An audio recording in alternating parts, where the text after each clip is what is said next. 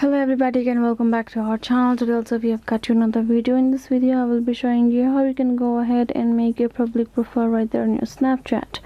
But before that, please do make sure to like our video, subscribe our channel, and yes, without any further delay, let's go ahead and step into our video. So if you want to do so, first of all, what you gotta do is simply go ahead, open your Snapchat app. Once the Snapchat app is open, what you're gonna do is simply go ahead, tap on this profile icon on top left corner. Now tap on that, you will find this kind of interface. If you scroll down, you will be able to find this my public profile option. If you will find this my public profile, simply go ahead, tap on that one, and now you can go ahead, tap on this new story, update a story. So you can see my profile is already a public. If you do not, you will be able to find this my public profile option, where you can go ahead, tap on that option, and now you simply go ahead, tap on this new story and update a story. If you tap on three horizontal line, you will get this all of the profile settings, where you can see manage public stories if you want to show stories replies, and what you want to access supports, and even if you have this regarding the profile right over here.